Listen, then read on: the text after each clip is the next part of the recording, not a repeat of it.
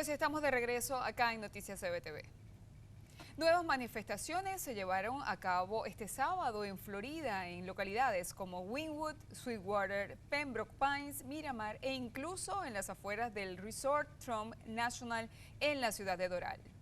Entre tanto, el alcalde de Miami-Dade, Carlos Jiménez, informó que impuso un toque de queda en todo el condado desde las 9 de la noche y hasta las 6 de la mañana, medida que estará vigente hasta nuevo aviso.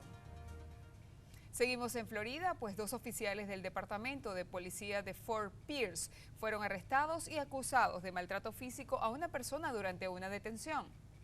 Albert Edcroft enfrenta cargos de agresión grave, mala conducta oficial e informe falso de comisión de delito, en tanto que Mónica Frederick está imputada por el informe falso de comisión de delito. El incidente ocurrió en febrero. Ambos oficiales se entregaron a las autoridades y permanecen suspendidos, esto mientras están a la espera del proceso legal que será llevado por la Fiscalía de Florida en el 19º Circuito Judicial. Y en Nueva York, el gobernador Andrew Cuomo espera que la próxima semana se apruebe un paquete de reformas para combatir los abusos policiales, una medida que llega después de más de una semana de protestas tras la muerte a manos de agentes del afroamericano George Floyd ocurrida en Minneapolis.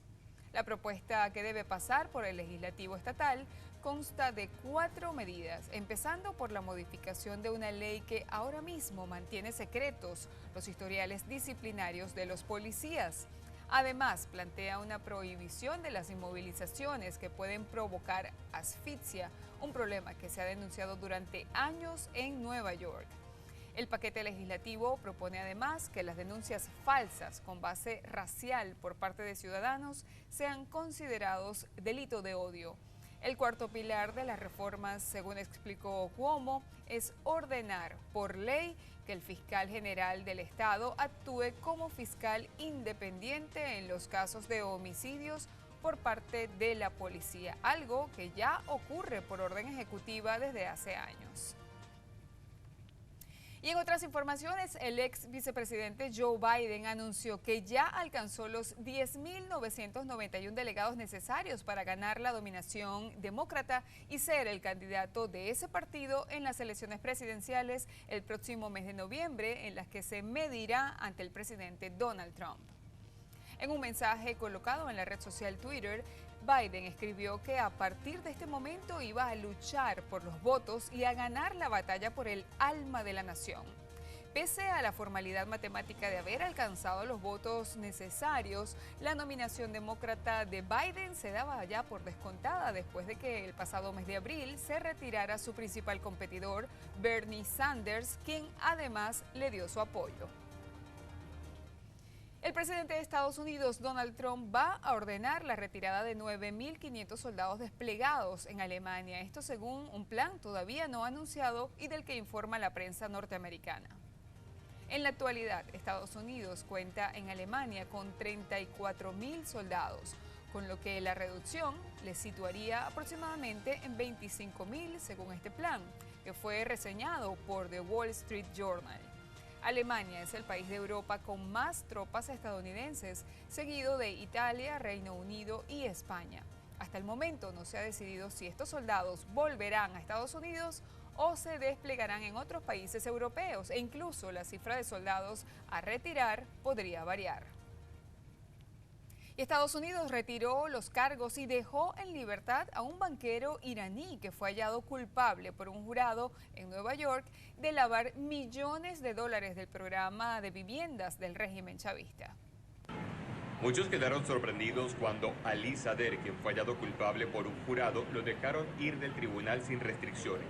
Esto ocurre justo cuando Estados Unidos celebra la liberación del veterano de guerra norteamericano Michael White, quien habría sido condenado a 13 años en una cárcel iraní. De acuerdo con la periodista Maybot Petit, algunas fuentes sostienen que la liberación de Sader podría corresponder a un intercambio de prisioneros entre Estados Unidos e Irán. Ali Sader Hasmi Nahed dueño del extinto Pilatus Bank, quien fue hallado culpable por un jurado en Nueva York por cargos de lavado de dinero, fraude bancario y violación de las sanciones que impuso el Departamento del Tesoro a Irán, se salió con la suya al lograr que el gobierno estadounidense le quitara los cargos, alegando que, supuestamente, carece de recursos para ir a apelación. Ali Sadr Hashemi-Nahed había sido condenado por un jurado el 18 de marzo del 2020 por graves delitos financieros. Los fiscales neoyorquinos ganaron su caso contra Sadr y el millonario fue condenado por 5 cargos criminales, incluida la conspiración para cometer fraude bancario y hacer declaraciones falsas a funcionarios federales. La acusación se centraba en que Sadr había participado en un plan para canalizar ilegalmente 115 millones de dólares en pagos por un proyecto de construcción del régimen venezolano de Hugo Chávez y Nicolás Maduro a personas y empresarios iraníes.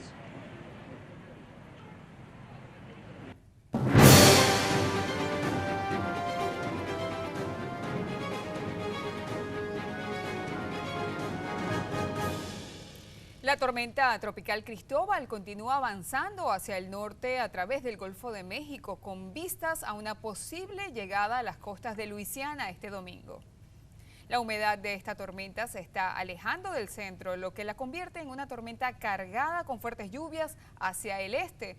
Esto hace que de forma indirecta el estado de Florida, principalmente desde el oeste hacia el interior, se eleve la posibilidad de lluvias e inundaciones hasta la próxima semana. Las lluvias y tormentas eléctricas afectarán más la zona norte de Palm Beach y la Costa del Tesoro, con posibilidad de lluvia de entre 50 a un 70%.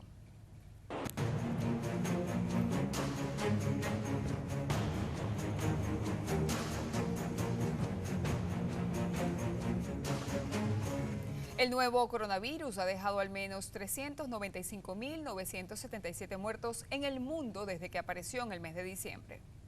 Desde el comienzo de la epidemia se contabilizaron casi 7 millones de casos en 196 países o territorios, contrajeron, de los cuales casi 3 millones se recuperaron. Después de Estados Unidos, los países más afectados son el Reino Unido, Brasil, Italia y Francia. Y la Organización Mundial de la Salud recomendó que en lugares con transmisión generalizada de coronavirus, todas las personas que no puedan mantener con otras la distancia de 2 metros utilicen mascarillas o tapabocas de tela.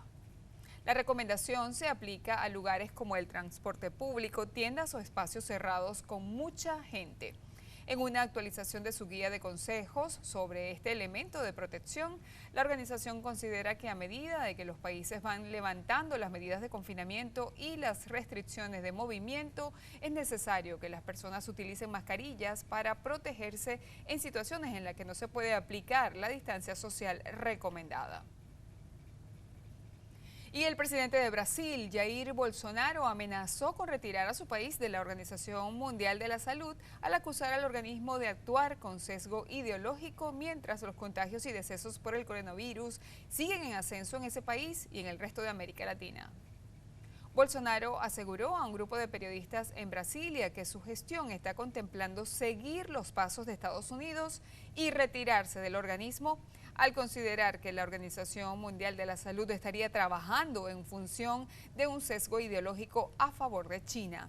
El gigante suramericano es desde el jueves el tercer país con más muertes por COVID-19, con más de 34.000 decesos reportados y 645.000 infectados. Una bomba de tiempo, según un médico especialista en enfermedades infecciosas en Paraguay, país fronterizo con Brasil. Y según un estudio, la pandemia de COVID-19 ha traído incertidumbre, rutinas diarias alteradas, presiones económicas y aislamiento social. En el siguiente informe veremos el impacto real de la pandemia en la salud mental de los ciudadanos. Con la recesión económica y la falta de desempleo que se augura en la mayoría de los países del mundo, muchos ciudadanos presentan una preocupación extra, la pérdida del empleo y el agotamiento de los ahorros. El doctor Enrique Borges Giraldo, presidente de la Asociación de Psiquiatría de América Latina, indica que la pandemia en Latinoamérica ha afectado aún más a las poblaciones vulnerables. Uno de ellos es el de los pacientes o de la gente que ya tiene problemas mentales preexistentes al inicio de la pandemia. El Departamento de Salud Mental y Abuso de Sustancias de la Organización Mundial de la Salud advierte que las necesidades en salud mental no están recibiendo la atención que requieren, algo que se agudiza por la falta de inversión y prevención en este terreno antes de la llegada de la pandemia. El profesor de psiquiatría de la Escuela de Medicina de la Universidad de Harvard, Claudio Topperberg, también indica que grupos poblacionales de hispanos en Estados Unidos experimentan retos emocionales que todavía no han sido tratados. Lo que pasa en estas poblaciones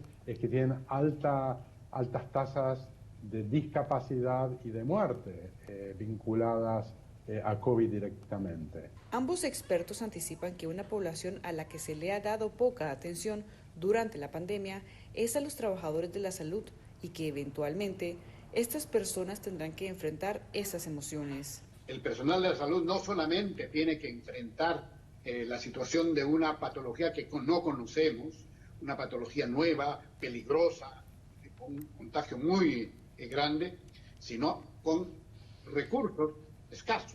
Según una encuesta de la Fundación Kaiser, el 45% de los adultos consultados indica que la pandemia ha afectado su salud mental y un 19% dice que ha sido de gran impacto. Cristina Quecedo Smith, Voz de América, Washington.